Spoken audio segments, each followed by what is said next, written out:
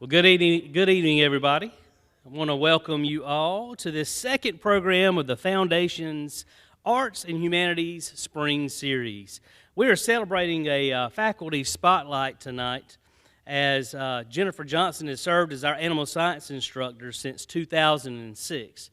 And my name is Gabe Mitchell, and I serve as the Department Chair of Agriculture and Natural Resources. And I've had the privilege of working with Jennifer for the past 18 years. At this time, I have been asked to remind everybody in the audience to silence your cell phones and settle in for an amazing presentation by our speakers tonight. And it is my honor and privilege to introduce to you tonight your speakers, Kevin and Jennifer Johnson. Kevin and Jennifer are champions for agriculture in Wayne County and beyond. Both have received numerous awards for their actions and advocacy in the field of agriculture. But most recently, they've been inducted into the Wayne County Agriculture Hall of Fame. Although Kevin retired last year as the County Director of Wayne County Cooperative Extension Service, he remains active as a program manager for the North Carolina Foundation of Soil and Water Conservation. And it is my hope that Jennifer continues to serve Wayne Community College and all the students in the animal science program for many years to come. Their love for travel and the outdoors led them to this journey that we're going to hear about tonight. I have enjoyed following their journey on Facebook and look forward to hearing more about their trek from Porto, Portugal to Santiago de Compostela. As you will see, this journey was not only physical, but it was also spiritual. May God bless Kevin and Jennifer as they live to bless others. So help me welcome my colleagues and my friends, Kevin and Jennifer Johnson.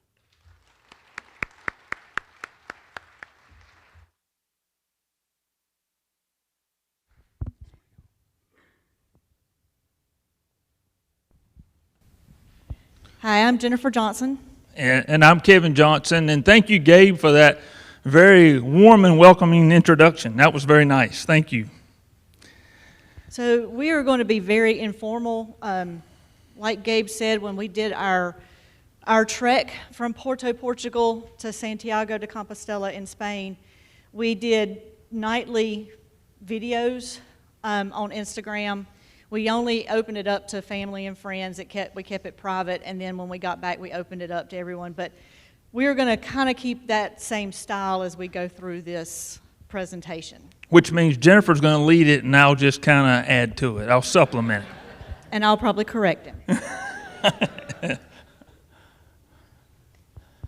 So I'm sure a lot of you are aware of what the Camino is, the Camino de Santiago.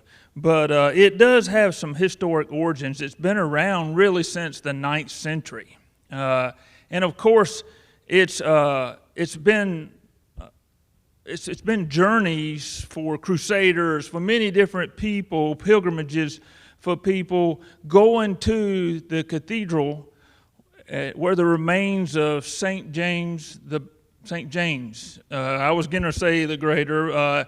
He's also known as Big James. Yeah, if anybody watches The Chosen, it's Big James. Big James. But his remains and relics are supposedly there. And people have been going there for, like I say, over 1,000 years now. So St. James, everyone knows Big James from The Chosen or James the Greater. He was depicted most of the time when he did his travels with the scallop shell. So we kept, when you take the pilgrimage, you take a scallop shell, you put it on your pack, and that's how you're distinguished as a pilgrim. He also had a staff, so there were several statues of St. James along the way. But he was martyred. He was the first disciple to be martyred.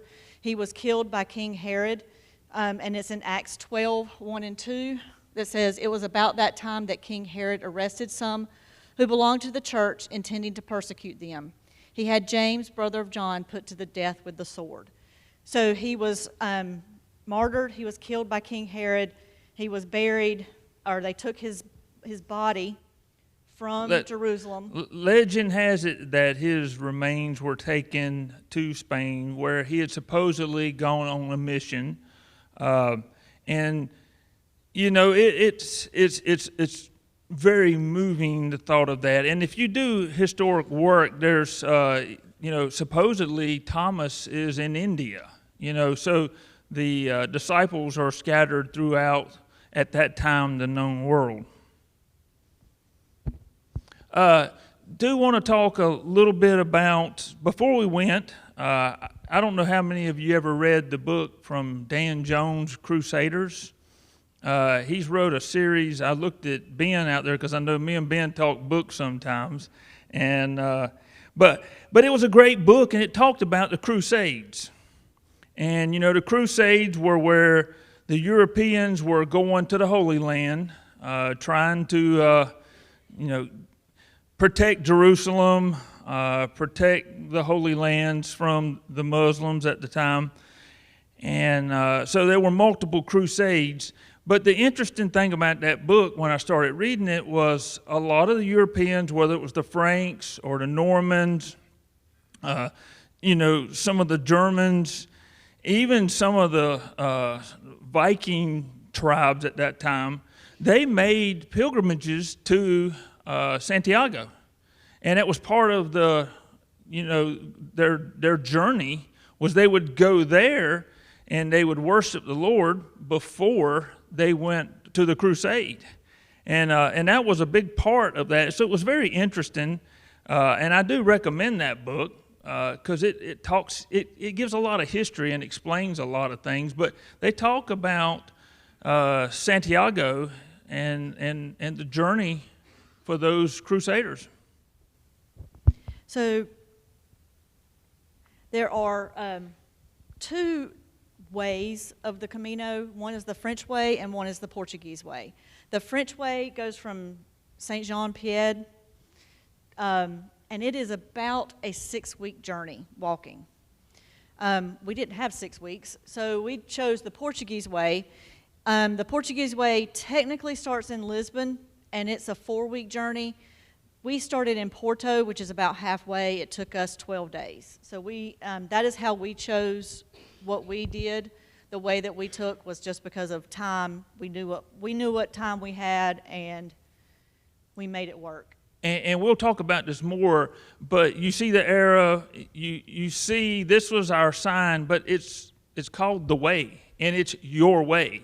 Our way was to start in Porto. We knew that we could do it in less than 2 weeks, but we talked to people who have done the French way, and they've done it in 5 weeks. So just depends on what your way is. So the Portuguese way, like I said, we started in Porto. We walked for 12 days. It was a total of... We did the actual from Porto, where you start, to the cathedral is 170 miles. But of course, we're going to walk more than that, sometimes by accident. Off course. And but anyway, we did a little over 250 miles in 12 days. And step-wise, because people like to know steps, it's about 400,000 steps. And we had said before, our worst day, our longest, not our worst day. It was not our longest day was about a 25-mile walk. 25 and a half miles, 55,000 steps. So that was our longest day. It was about an 11-hour trek with some hills or some incline. And but it was fine. Yeah. It was. And the Porto route, or the Portuguese route, there's multiple routes within the Portuguese route. So there's the coastal route, there's the literal route, there was some other route, spiritual route. We chose the coastal route. We wanted to stay along the coast. So we did stay on the coast. And if we got lost, if you got lost, turn left and maybe you'll run into the ocean. Yeah, that was the thing. They kept, on all these internet sites and stuff that we researched to find out about it, what we were doing. It just said, just keep the ocean on your left and keep heading north. The terrain like I said, it was on the coast. We walked boardwalks. We walked cobblestones. We walked on the beach itself, on We sand. walked on sand. Yeah. We walked, there were mountains. The mountains came right to the ocean, so we had to cross mountains. We did a little bit of everything, and I'll tell you the worst of it, just walking-wise, was the cobblestones. Yeah. That's hard on your feet. But, you know, we knew it was just part of the journey, and, you know, at the end of the day, it was wonderful. Pain that I needed. Some of the reasons that people walk the Camino, spiritual and religious reasons, personal growth and reflection, physical challenge and adventure, cultural and historical interests, social aspects, and meeting fellow pilgrims. For me, my reason for choosing to do this was spiritual and religious, personal growth and reflection, and the physical challenge and adventure. Those were the reasons behind me wanting to do it. And I'll just tell you a little bit about the picture here. So part of the journey on the Camino is you take, and I'm going to try not to cry at all during this thing, but I might. But part of the journey is you take a rock from your home, and you write some things that you want to leave behind, that you want to just give to God. So I wrote a couple of things on my rock. Kevin wrote some things on his rock. And you pass certain places along the way to leave your rock, to leave your burdens, to leave it with God. So this is where I left my rock. And, of course, my reasons were very similar to Jennifer. I was very interested. I love history, so the cultural and historical interests were important to me. And I like... You know, the older I get, the more I like exposure to new things, to new foods, to people. I wished I was 13 and I could try to learn languages, because when you're in your mid-50s, you can't learn languages, or at least I can't. He's been trying for a while to learn Spanish, and we got into Spain. When we crossed over into Spain, we'll get to that in a minute, but when we crossed over into Spain, they start speaking Spanish, and I looked at him, I'm like, you're supposed to be learning Spanish, and he was like, I got no idea. They do speak very quickly, and but in any case, to my rock, I know Jennifer, she laid down her rock on like day 3, I believe it was. I was ready to get rid of my rock, and I kept my rock, and as I was walking the Camino the whole time, I was looking at the landscapes. I was looking at, you know, how the sun, the air, just how I felt. And I felt that I wanted to leave it. It was probably about 2 days before it was over. We were walking through a very dense forest, and there was a lot of old rock fences. I don't know what you call them, But anyway, I left mine in a very dense area in the forest, and that's just where I felt like I needed to leave it. And his was not in a pile. I mean, there were several places that were piled up where people were leaving their burdens. He just chose a place. It was by itself, yeah. So now we're going to kind of get into more of our experience and some of the things that we experienced, some of our memorable moments in our personal journey and motivation. But one of the reasons, people always ask us to start with, why? How did you even find out about the Camino? Why did you do it? So the end of 2022 and through 2023, we started hiking, and we had a goal of hiking every state park in North Carolina. So we were hiking. We are very avid walkers, very health conscious, trying to walk and get our steps in every day. So we were doing this, and we took our camper to... We were in the Mount Airy area, and it was a very central area. We could hit several state parks from right there. And it was during one of our breaks. We were there for a week, and we took a day off from our state park visits, and we were just at the campground, enjoying the campground. We were walking the dog, and this woman, just from a few campers over, she comes over and she starts talking to us, asking about the dog and asking what we were doing at the campground, and we tell her. And she said, well, you need to walk the Camino. Now, this woman is in her 70s, and her husband was in the camper, and she said he had no desire whatsoever to walk the Camino, but she had already walked it once with one of her friends, and she was getting ready that summer to walk it again by herself.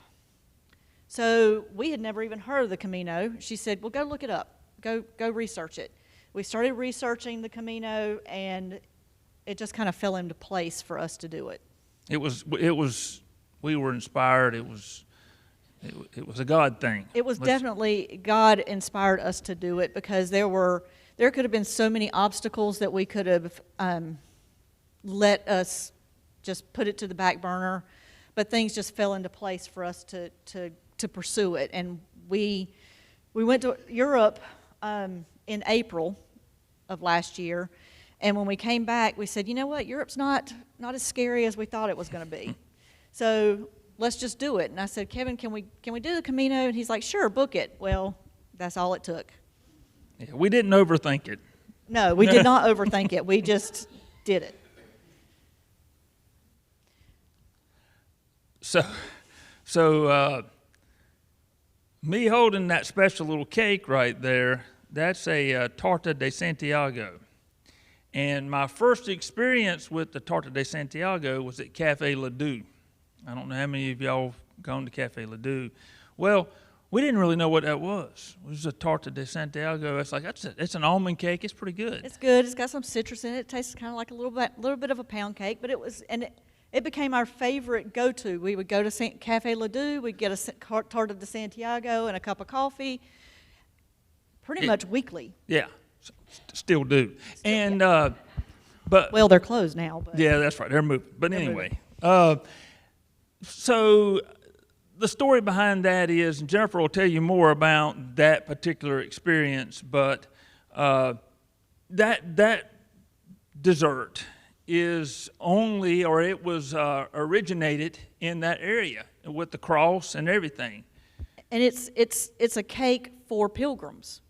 So we were sitting at Cafe Ledoux, had no idea that we were eating a cake for pilgrims, talking about, do we need to go on this pilgrimage? And there we go. Once again, it was meant to happen. It was meant to happen. It was definitely something that we needed to do. This particular Torta de Santiago was the first one we had in Spain. So you couldn't get it anywhere else. You had to cross over into Galicia, Spain, to get a Torta de Santiago. And I'm going to tell you, this man right here, the minute we crossed the ferry, we had to take a ferry into Spain. We crossed into Spain, and he's like, where's the tortas? I was ready for the torta. Well, it took us 2 days to find one. Yeah, there's some more backstory to that, but it was 2 days before we had torta. Mistakes were made. We'll just leave it at that. Mistakes were made. But so one other mistake that was made was we didn't take into account that the weather was not bad. It didn't rain, and it wasn't terribly hot, but we were getting sunburned. So I was getting sunburned really bad across my neck. I was becoming a redneck. So I needed a neck gaiter. So Kevin said, well, let's see if we can let's go into this town. We're going to veer off the Camino a little bit. Let's go into this town and see if there's a sporting goods place. So we veer off. We go 2 or 3 blocks off the Camino. We walk by this grocery store, and the grocery store has some souvenirs hanging in the window. I was like, maybe they'll have something. We go in there. They don't have a neck gaiter, but they do have a Torta de Santiago. So I wasn't really worried about her neck. I saw that torta. And and by the way, we probably ate another half dozen. Every time we stopped, we had and you don't just buy a piece of it like you do at Cafe Ledoux. You buy a whole one. So we'd eat a little bit. That's what we survived off of all day. We'd put it in our pack, and instead of having a baguette in your back, you had the cake. We had the cake. Yeah. So the next picture is just from one of the hostels we stayed at, and this is kind of our motivation. Best things in life are the people we love, the places we've been, and the memories we've made along the way. And I will just interject something here. I don't know how many of you ever watched Downton Abbey. And I don't know if you remember, there was a scene, and when it happened in this scene, I was like, whoa. I went and wrote it down. Carson made the comment, life is only but us, collecting memories. And it was, but you think about it, it's like, it is kind of that. We're going through this trek of life collecting memories. And so we were inspired by that. And, that's why we wanted to show you that. Top right corner there, that is a pilgrim meal. So one of our hostels, it was the last hostel we stayed at in Portugal. They texted us that morning and said, we're going to do a pilgrim meal. Are you interested? It's going to be like $5 a piece. And if you are, my husband, the wife ran the hostel. The husband was a chef. She said he will cook a gourmet meal for y'all. And, so everyone in the hostel ate that night. So we all got to eat. We ate with the people on the end here in front of Kevin. They're from Philadelphia. To the right, they're Germans. To my left is some girls from the Czech Republic. Czech Republic. And then in the back is a family from Wisconsin. And we'll talk more about them in a minute. But the family from Wisconsin, it was dad, he was 75 years old, and his two 55-year-old, or in their 50s, daughters. And they were doing it together. And then this is important because when you're in Portugal, you're not going to have the cake, you're going to have the pastel de nata. I don't know how many of y'all have had those, but they're quite delicious. They're like little custards. Yeah, they're little custards. They're little custards. And every morning we had a pastel de nata and a café con leche. Yeah. Some things about the pastel de nata.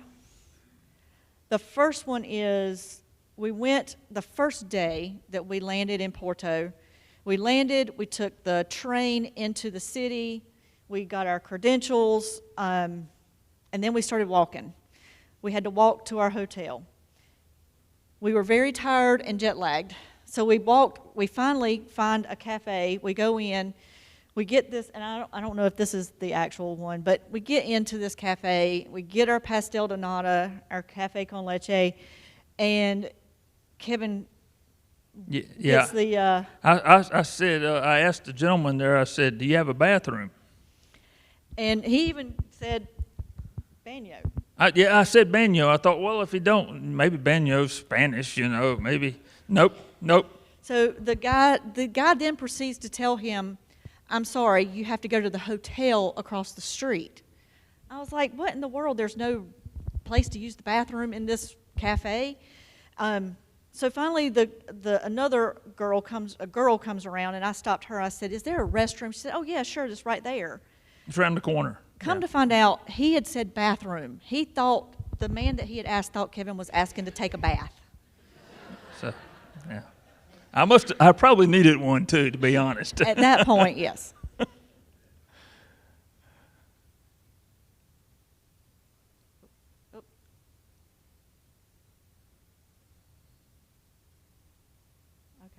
I'm getting there. Maybe. There we go. That's it. Is that it? That's it. Okay. Whew. All right.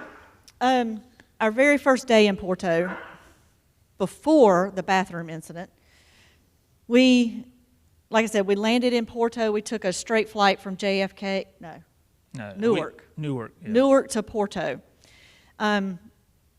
We got off in Porto. We had to take a train into the city center. Yeah. We did some sightseeing in Porto, and then we headed to the cathedral. And the cathedral is where you start. You have to start with your credentials, and we've got our credentials up here. We had a passport. The passport has to be stamped at least twice a day for you to get credit for completing the Santiago de Compostela. So we had to get our credentials stamped at our starting point, which was going to be Porto. We got there, we had no idea. We were just standing at the cathedral at Porto, and there was a line, so we were like, okay, we'll get in the line. We get in the line, and we have our backpacks on that has the shell, and this man right here comes and grabs us and says, "You're in the wrong line. You need to come with me." Well, in America, if somebody comes up to you and says, "You're in the wrong line, come with me down these steps and into this," you're not going to go. But what the heck? We were in Porto. We were doing what we were on this pilgrimage. We were very trusting. And he was with the pilgrim office.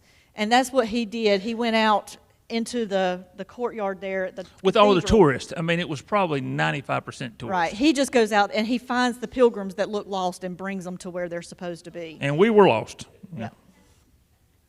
But he gave us some great advice to start with. He told us that the journey was going to be hard, that we were going to have our ups and our downs, that we were going to meet a lot of people, we were going to make a lot of friends, and that every stamp that we got on that passport was going to mean something.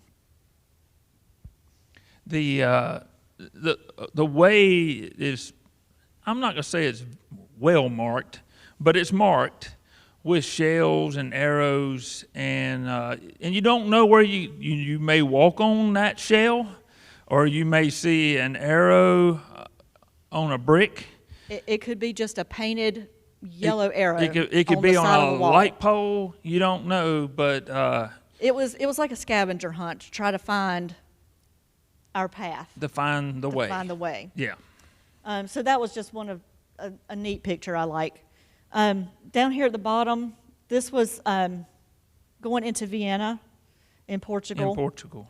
And it was probably a mile-long bridge. It felt like it was much longer. But the traffic was horrible. There was not a lot of protection between me and the cars going by. It was a very stressful time. But in front of me is a young lady from Portugal who had spent most of the afternoon with us. She was doing the Camino in stages. So she was from Portugal. She was taking her church youth group, a bunch of teenage boys and girls, but I think it was mostly boys anyway. She was taking this youth group to do the Camino. They were starting way up. She wanted to get credit for going from Porto, so she was doing it on Saturdays and Sundays. So she would go on Saturday, go on Sunday, and then her boyfriend would come pick her up. She'd work Monday through Friday, and then she'd go back on Saturday where she'd left off the last Sunday night. And she was getting to that point to where that was her way. The youth group was gonna go. But she kept us talking. She kept us busy because that was a rough day. That was not the longest day, but it was one of the longer days, and she just kept us talking. Her English was way better than mine. Yeah. Yeah, she just kept our minds off of the torture of carrying our bags.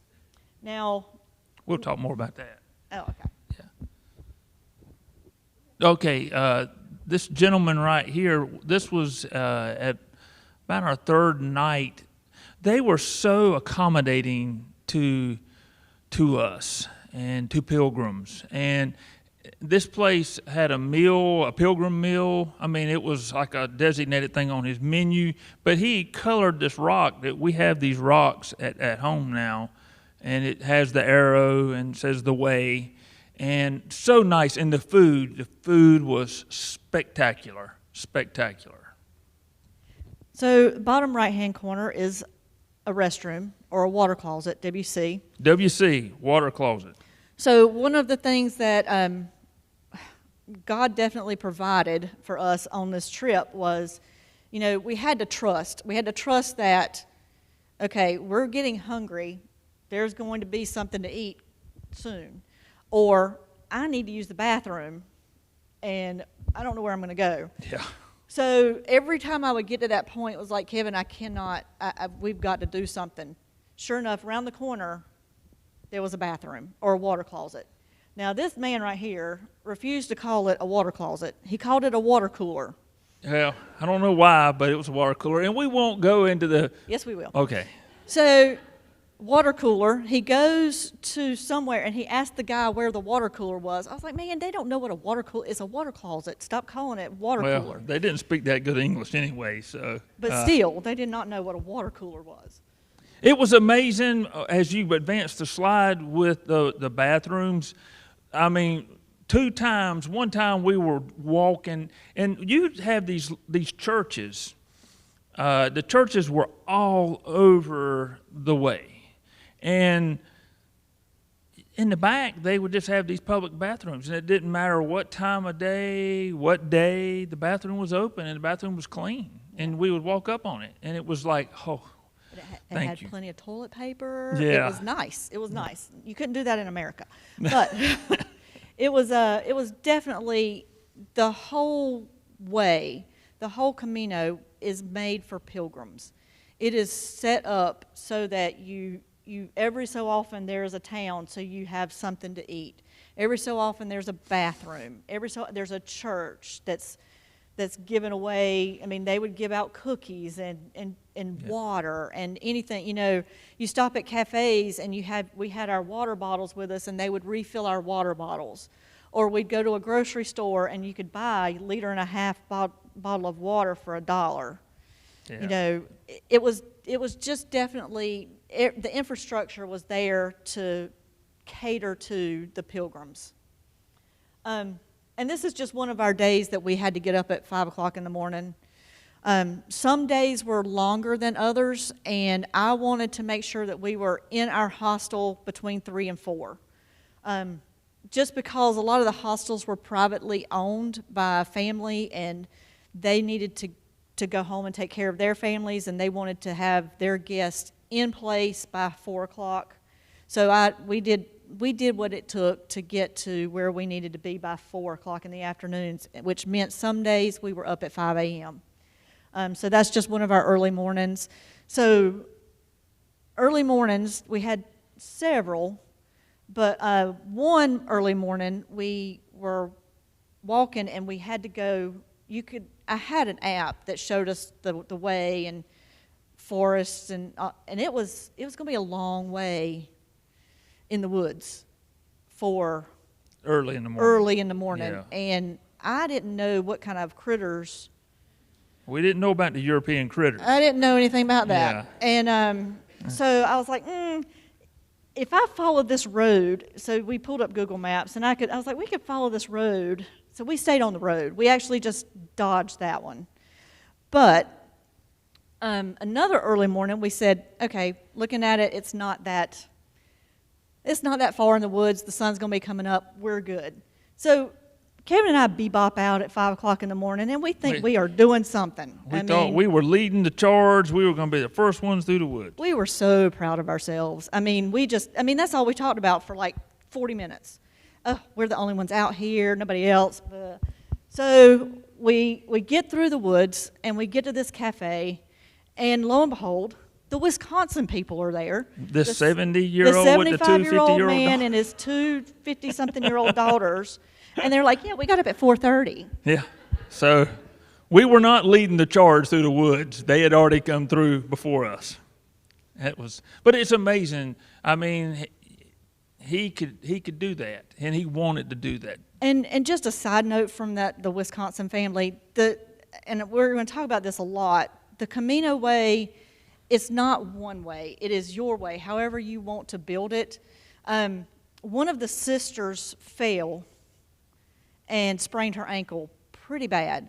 So she would get up in the mornings and walk a little bit to a cafe or whatever, get her passport stamped, and then she would Uber to wherever they were going to eat for lunch.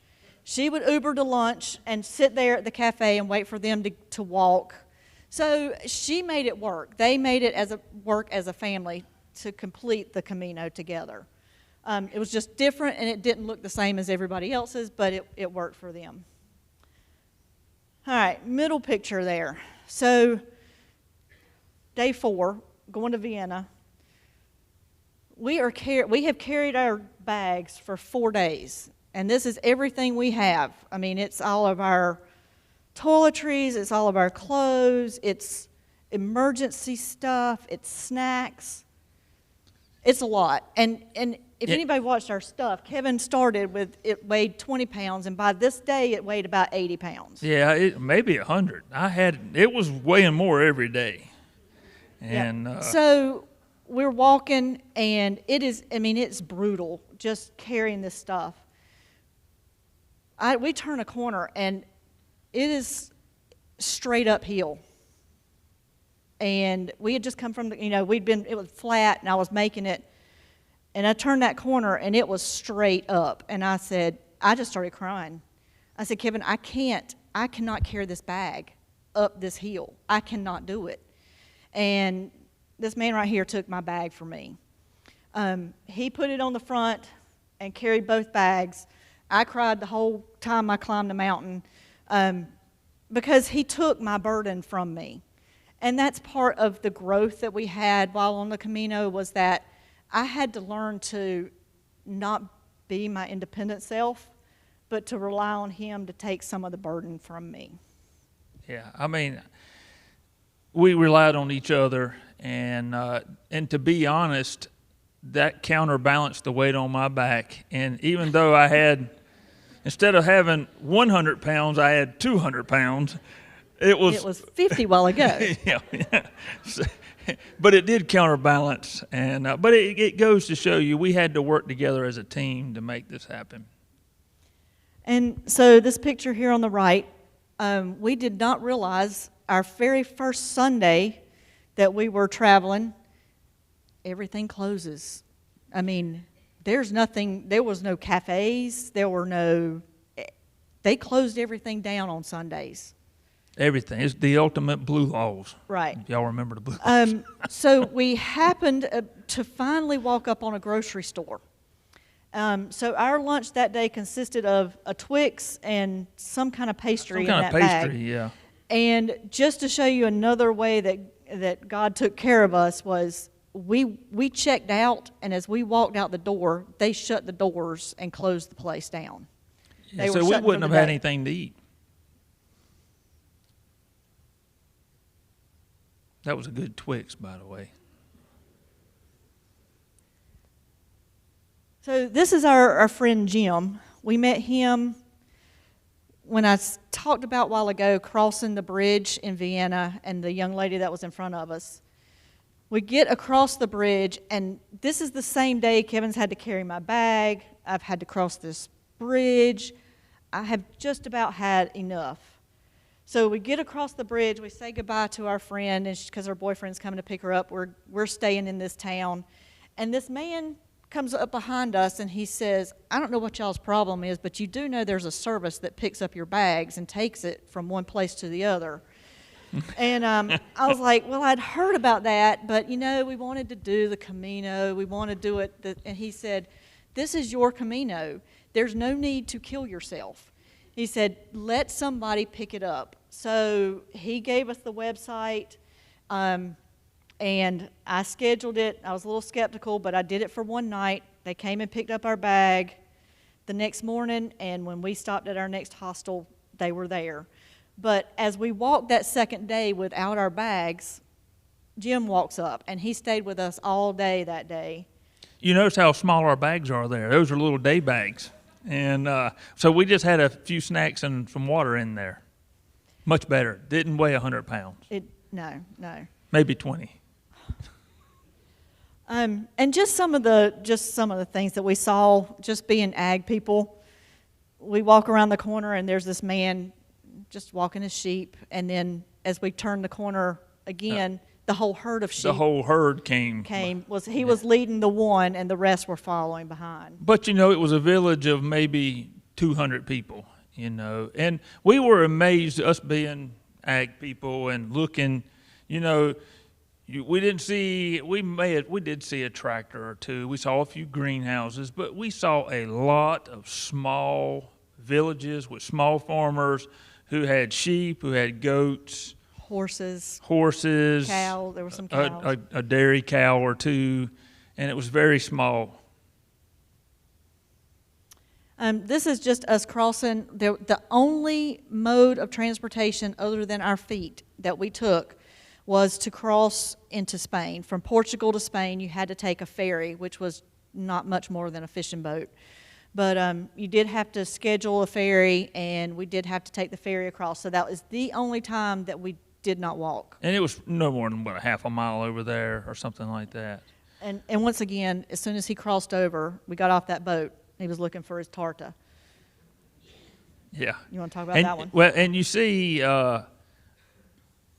my hat was blown off, so my head was exposed to the elements there for a few minutes. So I was blessed with a lot of hair. Did want you to look at this waypoint. I don't know if y'all can see that or not, but the waypoints starting in all the way in Porto had how many kilometers it was to Santiago. And you started at like 300 and some kilometers. And you start counting that, you're like, oh gosh, we only got 175, Well, we get to this one, and it says infinity. And we were both pretty tired, and I don't know what it was, but that infinity was very funny to us. And so we're like, oh gosh, we're never going to get there. The way will last forever. Well, and technically, it does. Technically, it does. It'll last your whole life. So I am going to throw in real quick, the very first night that we stayed in a hostel, we had just gotten into Porto. We walked to our first hostel. There was a woman there. She was older than us. She had just finished walking the Camino and had flown back from Santiago back to Porto, and she was from Germany. She was spending the night, and then she was taking an early flight back to Germany. But we were talking. She had just finished, and we were just starting. And she said, "You're going to miss it." And I was like, I don't know. I just walked, and we couldn't find a bathroom. We couldn't talk to people. I'm tired. I'm jet lagged. I'm not going to miss it. But she was right. Every day I think about this Camino, and I miss it. It's life-changing. So important. Those things right there were all over Spain. And I'm a country boy, and they were always in the backyard, and they had a cross on them. So I called them chicken churches. Yep. Everywhere we went, there was a chicken church. It was a chicken church everywhere. And I was like, why is all these churches, all these chickens going to church? They were everywhere. Well, we finally looked it up. They're granaries. They're granaries, and that's where they kept their grain, and they kept feed and stuff like that. But to this day, I still call them chicken churches. And this is... this is in front of the cathedral. This is in front of the cathedral at Santiago. We actually got a little bit off the Camino. I don't know how we missed a turn somewhere. So instead of coming into the cathedral straight on, we came to it from around the side. And I'm going to tell you, as soon as we saw that cathedral, we both just broke out in tears. I mean, that was our goal. Our goal was to get to that. And we got there. And the tears were joy, and the tears were, it's over. It's sadness because it was over. It's over, yeah. I mean, it was the experience of a lifetime. Yeah. And it was we had walked, it was a very short walk that morning because we got there probably 11 o'clock in the morning. And we had to carry our bags because they would not carry our bags to the cathedral for us. So we did have to carry our bags the last day. Just some funny things that happened. One Sunday, or that Sunday that everything was closed, we were walking, and it was nothing for. I mean, it was just like sound like mortars. It sounded like mortars. I thought, well, are we near Fort Bragg, or is there a base? And then Kevin kept saying, "Oh my gosh, is Spain invading Portugal? What is happening?" Yeah. It was just a constant. It sounded like bombs going off. Come to find out, it was fireworks. During the day, each little village was celebrating that Sunday their patron saint. So every village was setting off fireworks in the daytime. I don't know that they understand what a firework was. That you see it at night. They made a lot of noise, though. They just made a lot of noise, and that was the parade for their patron saint at that particular village. That little village. So we've talked about this. Camino is your way. There's lots of ways to do a Camino. Our friend Jim from New York. He stayed in 5-star hotels every night. That was his way. He said that he was old and he was going to do what he wanted to. So we did not do that. We stayed in hostels. I'll skip that one and come back to that one. Yeah. So we stayed in hostels, and the criteria for our hostel stay was I booked it. I'm a planner. I don't like, there was a lot of people that said, oh, just go and, just stop when you want to stop and do what you want to do. I can't do that. I needed to know that I was going to be done on day 12 because I had a flight out. So I planned how long we were going to walk every day and where we needed to stay. And so I went on booking.com, and it had to have at least 8.5 stars to stay there, and it had to be less than $40. So these are some of the examples of where we stayed. This is the first night. It was a bunk bed made out of particle board. Second night it was a little shared room. I mean, I was on one side and Kevin was on the other side. We shared. We had a curtain. People were sleeping up above us, though. Yeah. I mean, it was all over the place, and you can see we actually had a private room that night. That one had a private bathroom. Yeah. This is where we had our pilgrim meal. This one up here. This one is. That's the warehouse. I called that one the warehouse. It was just, we went in there and it was a great big room with bunk beds, and there was probably at least 20 bunk beds. It could have been more than that, but I will say at the end of the day, that was my best night's sleep. That bed was soft, and they had privacy curtains, and I was tired, and I slept good that night. You wouldn't think you would, but yeah. I did. And then there's another one. This one here on the bottom was This was after. This was the day, and I think, did we tell everybody the big day, or was that what just? Yeah, I think you did. The 25-mile day. This was us resting after the 25-mile day, the 55,000 steps. And then we had another private room. I don't know what I'm doing that was not private. And it's funny, at night you just open the windows, and we're not talking about screens or anything like that. Just open the windows, and you don't know who might be sleeping with you when you wake up. But we were very fortunate there were no critters in the bed with us. And then this one we had a private room, but it was attached to another warehouse that had a huge room with... Yeah. That one probably had 50 beds in it. Yeah. Now, there were a lot of 20-somethings doing this.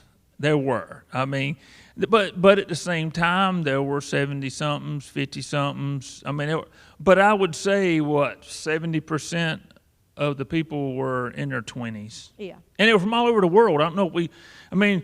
Italians, Germans, Portuguese, some Americans, Canadians, but the most interesting, we were at this cafe, and this couple and their daughter came up and talking to them, and they were from Greenland.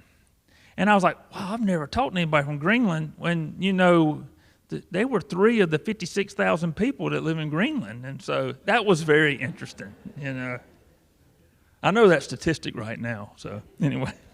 Yep, and then that was our last hotel. And again, it was less than $40. That place was nice. This place was nice, carpeted, lights everywhere. I mean, this was like a 5-star hotel in America, very clean. And I'm just going to say, too, I've noticed that, but a lot of these pictures I'm wearing the same clothes. Just so you know, they do wash your clothes for you. So in a lot of these hostels will, like, one place, most of them, we just gave them our clothes and gave them a couple of euros, and yeah. They washed I think them, dried them, and folded one time them. we went to a washing machine. We had Well, that was at the warehouse. But other than that, they would do it for us for €1 or something, which is cheap. I'm going to go back to... We're running out of time. I know. This is a hamburger. I ordered a hamburger, and it literally had ham. It was a hamburger. And some potato sticks. I'm not exactly sure what was going on there. Y'all remember the little cans you used to get with the potato sticks in them? That was on top of that thing. Yeah. You're going the wrong way. I'm going back. Now, Okay. This one. Oh, last two things. This is our paid bathroom experience. So in one of the towns in Spain, we every other town we'd ever been in, you go buy a coffee and they let you use the restroom. We go buy a coffee and the guy's like, sorry, no public restroom, no public restroom. So we go a little ways down the thing and I'm like, here, Kevin, buy a coffee. Still no public restroom. And I need to go to the bathroom, and I was drinking coffee. Because he's had 2 coffees at this point, and he's telling me he's over-caffeinated. So I was excited about this. We finally realized that the reason no place had a public restroom in their cafe. It was because they were paid toilets in the park. So we pull out some euros, and we put the money in the little vending machine. The door opens, and we both run in.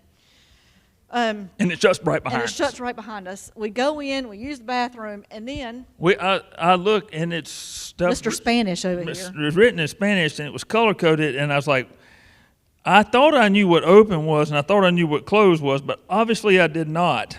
And I was like, so we pushed a button, and thankfully the door opened, and we both ran out real quick. Yep.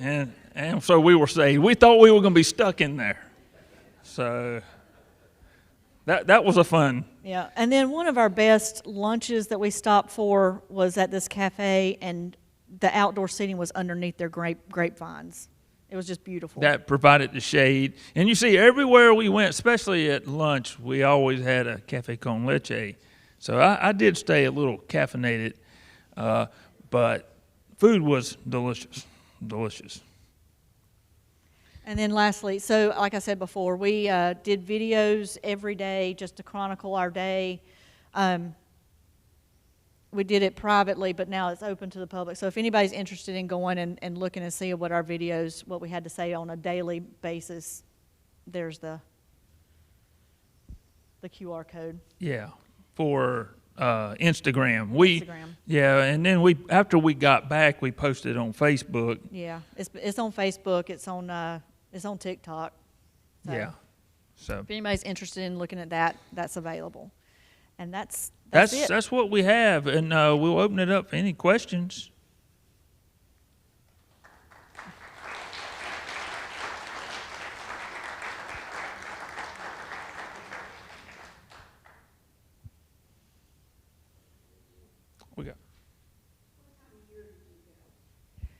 We went the end of July, the first week of August. And like I said, the weather was beautiful. It never rained the entire time. We had our rain gear, but it never rained the entire time we were walking. And the temperature was, in the 70s? 70s. It might have maybe got to the 80s. I don't even think it did. I think it never got to the 80s. Because it was near the coast. It was near the coast.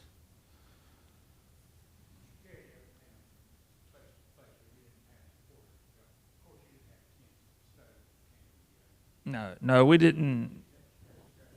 We just had our clothes.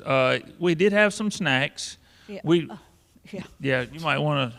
So we did take some snacks with us. We carried them from here and took them with us, and we went through those fairly quickly. There was a bag that we could not open. We couldn't open it. I don't know why It's like cheese balls or something. And so we were desperate in the woods one day for a snack, and we had this bag we could not open. We tried for several days. This is the last snack. It was our last snack. We were hungry, and somebody was hangry. So I threw the bag on the ground and stomped it. Hoping it would pop. And it didn't. So then he goes and gets a stick. He grabs a stick off the tree and stabs it, and we finally get in there and we inhaled those things. We did, but it was not cheese balls then. It was more cheese dust. Yeah, it was cheese dust. So, but yeah, we carried our clothes and some snacks. And toiletry items. Toiletry items, yeah. And then we had rain gear in case it had rained. We had and it didn't rain the whole entire 12 days. It did not rain. And we had emergency stuff if we had, we a first aid kit. Yeah.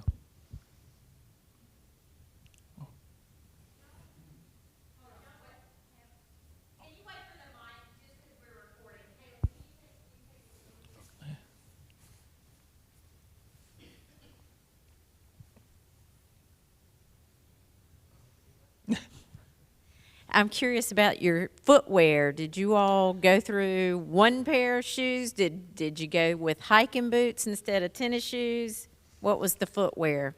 We wore Brooks. We're Brooks people. We're- We love our Brooks, so we wore Brooks tennis shoes. And then as soon as we would get to a hostel at night, we took our tennis shoes off and we had recovery shoes. Like I had UFAs and he had Crocs. And Just so to, yeah. But yeah, we've discovered over the years with our hiking boots are nice and they have rock plates in them, but they're heavy. And we weren't doing a lot of mountain terrain. Yeah. It was mostly coastal, so we were good with we our wanted tennis something shoes. with a lot of support that was light. I have two questions for you. One sort of a technical question and one more of an emotional question. I'm a wanderer and I like to explore. So was your journey, was there room for you to not be on an agenda? Because I know you had a schedule and you had to be from point A to point B at a certain time. Was there an opportunity to stop and really enjoy an experience of a place and just sort of rest and take it in, or would you have to keep marching to make sure you got your destination? And then the other question is cell phones, and what was your best option for that?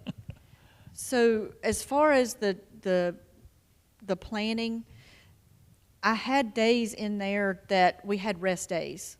So we had a day that we only walked 4 miles. We got to our destination at 10 o'clock in the morning. We were done, and we got to rest. We got to enjoy that particular area. And again, if anybody does the way, you can't, or the Camino, you can do it any way you want to. There are a lot of people that we saw. So when you walk the Camino, you leapfrog people. So we would pass people, they would pass us. We just kind of saw a lot of the same people. There were several groups that did not have a plan. They just walked until they got tired and then hoped for the best that they could get a hostel. There were several hostels that we were in that people would walk in and they would turn them away because there wasn't any place to stay. But a lot of these teenagers they had camping gear, and if they couldn't find anywhere, they'd pitch a tent and stay in there. Take a siesta in the middle of the day. Usually you'd see them laying out under the grapevines taking a siesta. And cell phone, I turned my cell phone, I did the international plan so that I could use, and he just used. Mine was a camera. His was the camera. Mine was, I could make phone calls. I could get my text messages. But most of the hostels had Wi-Fi, so once we got to a hostel, he could use his phone for emails and iMessage. And I will say this, when we were walking along the coast, we saw some beautiful places. And yes, we would admire that. We would stop and oh, wow. Got some beautiful sunsets because, it's set. It's kind of like in California, it sets there on the water. And so, we took time to enjoy the scenery. I don't know how many pictures we took. I'm going to guess thousands. 1,700, because I just put it in an album. 1,700 pictures is what we took. Yeah.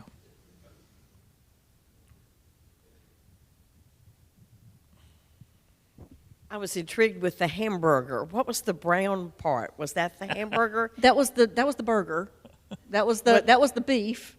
So it was the beef, and then it was wrapped in a piece of ham topped with some potato sticks on a bun. and I waited a few days, and we went. That was in Portugal. And when I got into Spain, we stopped at another cafe, and I was like, well, I'll order a hamburger again. This time it came out. That thing was probably that big around, with a burger, with the beef burger, and then a piece of ham on top of it, and the bun. So it was a literal Literally. hamburger. Right. As you were walking, were there spiritual opportunities or chances for prayer? I was interested in the spiritual aspects. Yes. So along the way, in every village there are at least one church, if not multiple churches, and a lot of times they were open for prayer. Sometimes there was people there, and I won't say they were priests or anything. They were just volunteers that would work at the church, and they would bring you in. They would pray. They would pray with you. They gave you water, gave you a snack sometimes, but yes, there was lots of opportunity for that. And that was where we got several of our stamps, because they were also stamp opportunities, to go in and have that spiritual moment and get a stamp and have a break. And the amazing thing about this is you're walking through Europe, and we see a church that was built in 1100. You know, America wasn't even thought of then, you know, the United States. We walk and we see Roman ruins that are over 2,000 years old. You know, the history there in Europe was just inspiring. But the churches especially, I mean, and a lot of the churches were built by the Crusaders. So, you know, they built them so that they could pray as they traveled. You mentioned that you booked the hostels. How do you go about doing something like that? So I went on to, it was booking.com. I used the booking.com app. And there's a Camino book that has all the little towns and villages that you could stop at. So what I would do is I would figure out what our maximum walking would be for a day, and then try to find a hostel in that area on booking.com. So it was between using the resource book and booking.com. And there's also an app. There's a Buen Camino app that gives you kind of some of that information too. All right. Thank you all for coming out, and thank you all for such a beautiful presentation. We will see you all back here next Monday.